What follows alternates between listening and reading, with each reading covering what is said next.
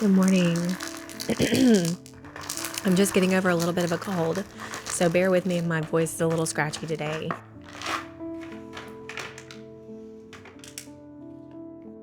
Well, today I thought I would tell you a pretty personal but significant story about my life.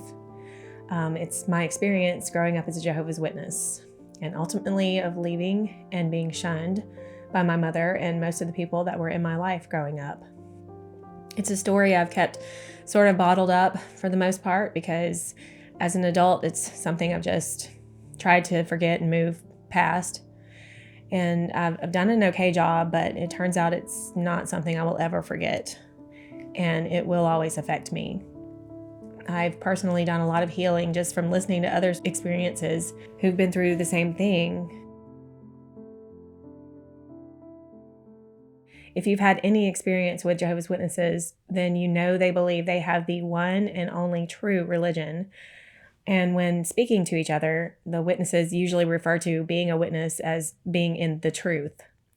It's just one of the many terms and phrases in the religion that are used essentially as loaded language to psychologically manipulate its members. Anyway, I was born into this religion, and my mother was very devout. She loved to tell me how she would read the Bible to me and all of the witness publications while I was still in her belly. And I always knew that she wanted more than anything to raise her own child in the truth, and to have a child who would love Jehovah just as much as her. And I was her only child, so all that expectation was riding on my shoulders alone.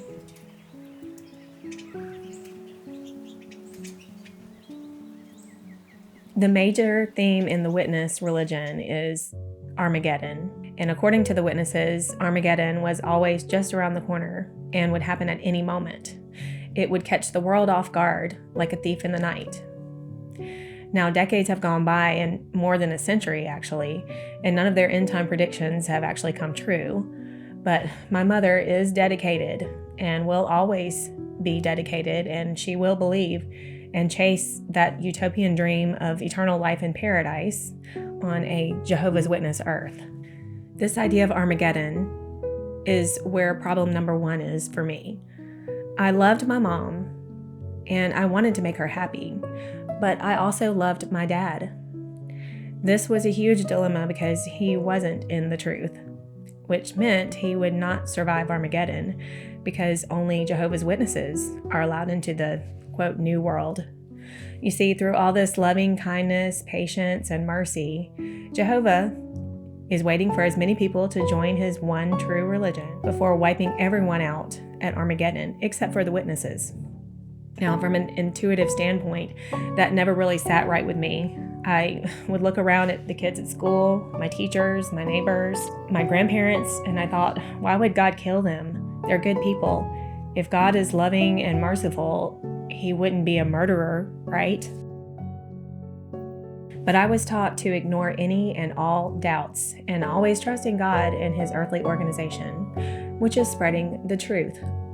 Never question anything and always trust that what we are told to do in God's one true organization was the right and good thing no matter what. So I kept these dissenting thoughts to myself, and the only thing I could do was to hope that maybe my dad would decide to join one day. But that was never going to happen. He'd had a short stint with studying the witnesses before realizing it was essentially a cult. But not before hastily marrying my mother after a short 3-month courtship and me being born literally 9 months from the day they were married. He had been divorced not long before meeting my mom, and he had left 2 children behind in his previous marriage.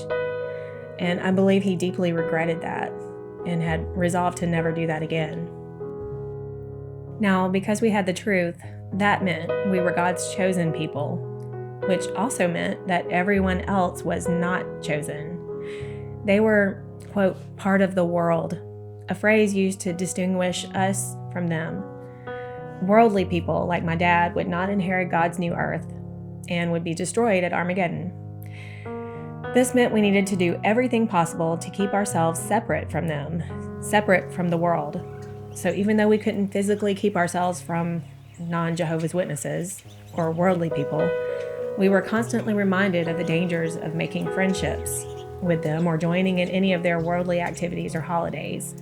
It was also our responsibility to preach to others and evangelize and inform them of this good news of impending Armageddon. Or else, we were told that even children would be considered blood guilty in God's eyes for not helping others to become Jehovah's Witnesses. This made going to school a pretty stressful event. First of all, we didn't celebrate literally any holidays or birthdays. This includes New Year's, Christmas, Thanksgiving, Mother's Day, you name it, we didn't celebrate. That meant that during any school activities or parties or crafts that were happening in the classroom, I was required to go to the library and read by myself while the other kids did those things. That pretty quickly set me apart as the oddball, as you can imagine. On top of that, we were required to always be trying to evangelize to worldly people, or else, as I said before, we would be considered blood guilty. So, to sum up, I needed to make sure I didn't become friends with any worldly people at school. I had to make sure I left the classroom so as not to participate in any of Satan's worldly activities, such as birthday celebrations or holidays. And I was supposed to make sure that I preached to everyone about why I don't do these things, and that Armageddon is coming and that everyone is going to die except his chosen people, which are apparently Jehovah's Witnesses. A pretty heavy burden for anyone, not to mention a child.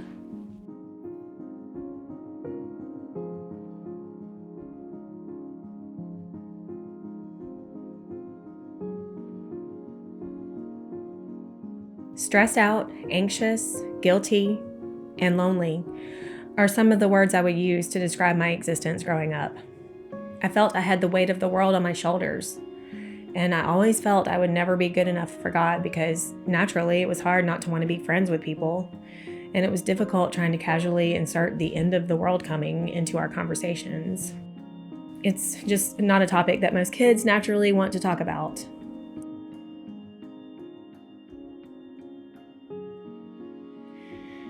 I always felt internally that I wasn't going to make it through Armageddon because my private thoughts and feelings were contrary to how I was supposed to think and feel. I just wanted to be free to play and have fun without the stress and burden of having to preach and worry about the impending doom of everyone around me. Now, since I wasn't allowed to have any worldly friends, I had to find friends within the religion. And this proved challenging because, first, there weren't very many young kids in my congregation. And secondly, I was the target of relentless bullying by most of them.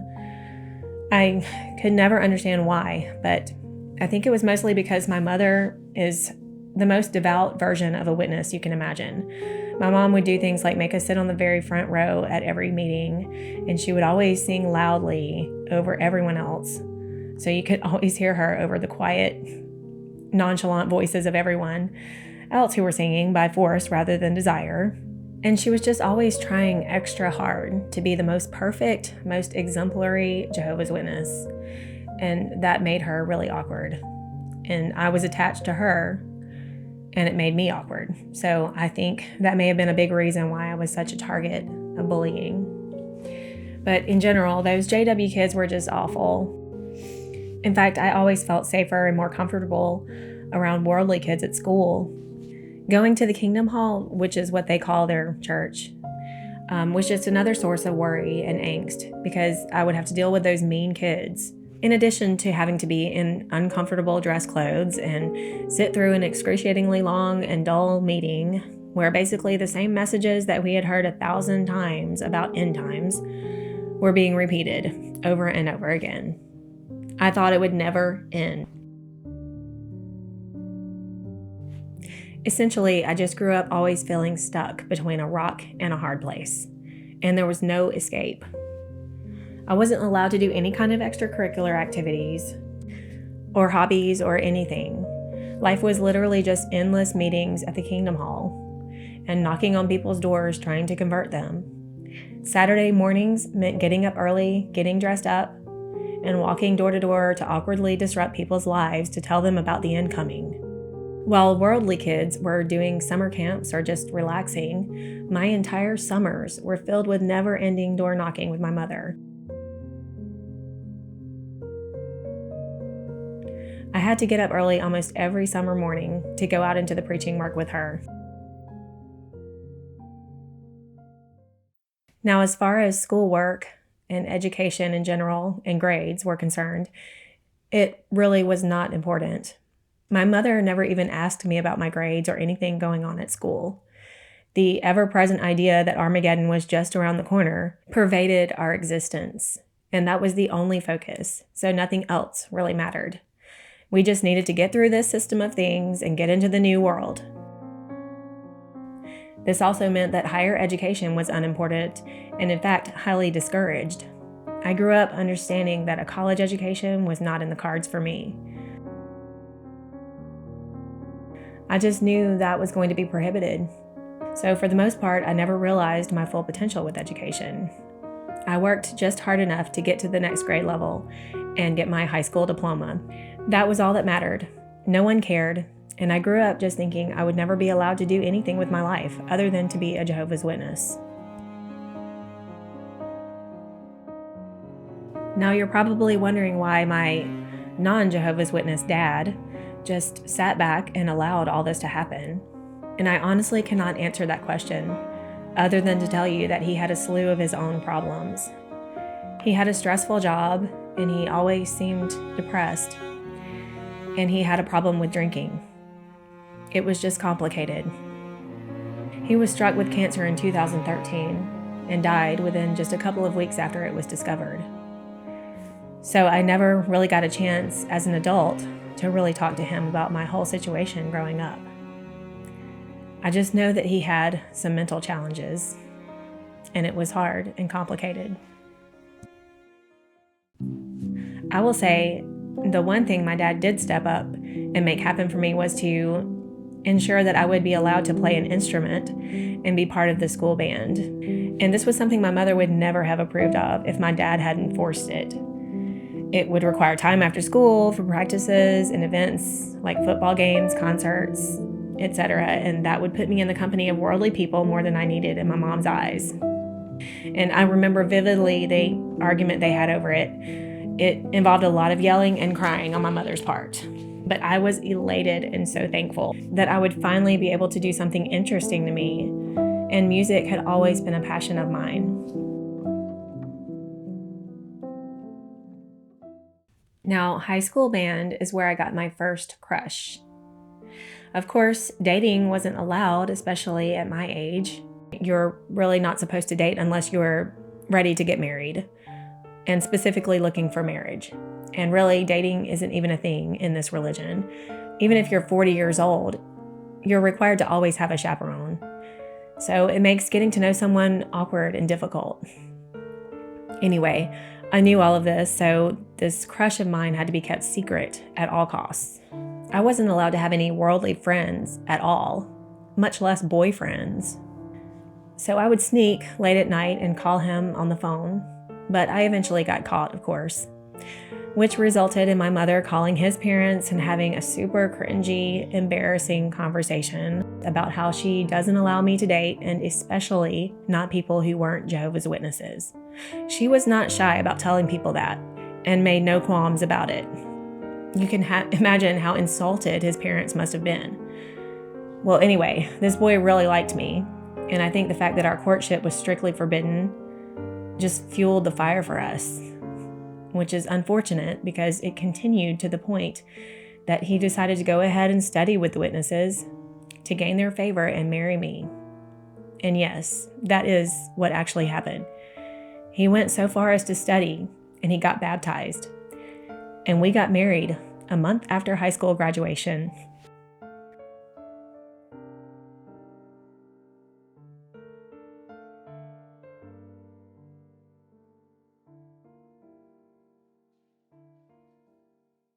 Well, we grew apart in the end, and we divorced after 10 years. Looking back on it, I feel that if I'd had more freedom in high school and had been allowed to have a social life, I would not have ended up with him. I just think at the time, I didn't feel I had any options in life. Plus, I had really low self-esteem, especially from the years of bullying that I experienced from those other witness kids. And this boy was crazy about me, and willing to put up with all of that and with my mom and join the religion to be with me. I feel sad for the whole situation because I was really the one who left the marriage. We changed over all those years and he just wasn't the right one. Truthfully, I wasn't ever really in love. I had never been with anyone else, and I think I just convinced my teenage self that I was in love with him. I had always felt trapped inside my mother's control and trapped inside the religion's control. And I just think subconsciously at the time, marrying was going to be a means of escaping and taking back some control.